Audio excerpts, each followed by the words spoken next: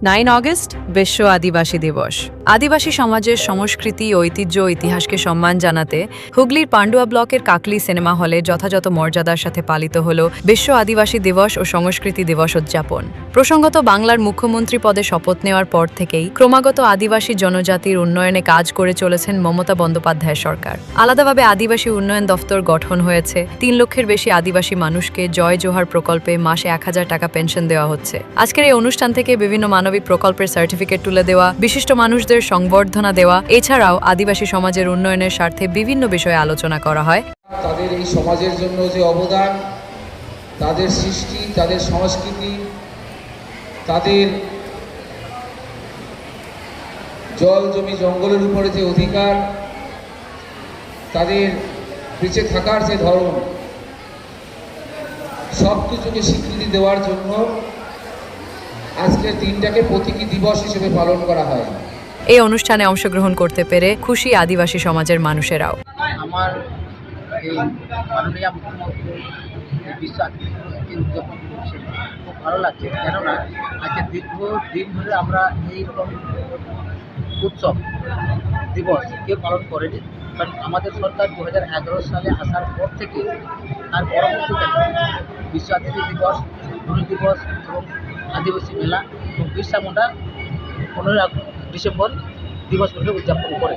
আজকে বিভিন্ন প্রকল্প আমাদের দিয়েছেন এবং দিচ্ছেন, তাছাড়াও আমাদের পণ্ডিত রঘুনাথ এবং বিরসা মুন্ডা যে জন্মদিনগুলো পালন করে আমাদের সঙ্গে খুব ভালো। আমরা আদিবাসী খুব।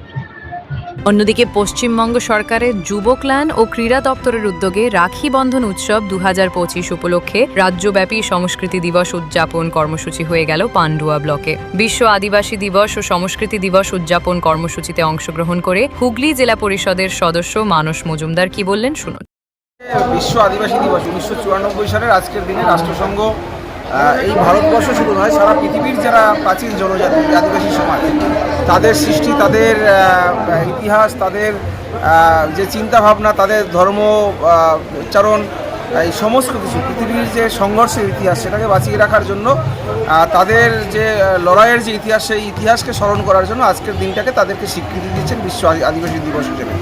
তারপর থেকে ধারাবাহিকভাবে এই দিনটাকে সারা বিশ্বে যেমন পালন হয়, ভারতবর্ষেও পালন হয় এবং এই বাংলায় মূলত 2011 সালের পরে এই মমতা বন্দ্যোপাধ্যায় মুখ্যমন্ত্রী হওয়ার পরে এই দিনটাকে আরও সাড়ম্বরে, আরও ধুমধাম করে পালন করা হয়। অতীতে যে সরকার ছিল সেই সরকার এইভাবে আদিবাসী সমাজকে সম্মান দিয়ে বিশ্ব আদিবাসী দিবস পালন করেনি। আজকের দিনে পান্ডুয়া ব্লকেও এই আদিবাসী দিবস উদযাপন হচ্ছে। গত পরশুদিন ঝাড়গ্রাম থেকে বাংলার মুখ্যমন্ত্রী এই দিবসের শুভ সূচনা করেছেন।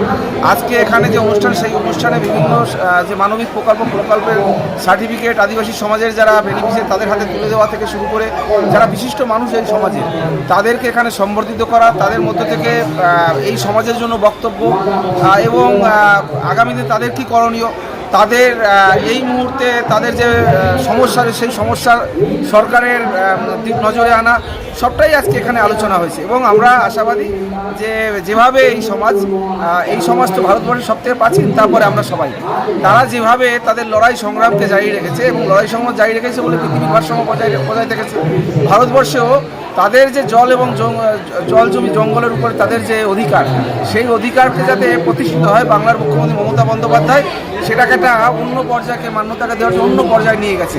এই সমাজের যে ধর্ম, সেই ধর্মকে যাতে কেন্দ্র স্বীকৃতি দেয়, বাংলা বিধানসভায় পাশ করিয়ে সেটা কেন্দ্রের কাছে পাঠিয়েছেন, কিন্তু কেন্দ্রের সরকার, বিজেপি সরকার সেটাকে এখনও মান্যতা দেয়নি। তো আজকের দিনে আরও একবার সেটা তাদের যে ইতিহাস সেটাকে আমরা মনে করিয়ে দেওয়ার চেষ্টা করলাম, তাদের সমাজের মানুষ যে বিশেষ তারাও মনে করিয়ে দেওয়ার চেষ্টা করলো।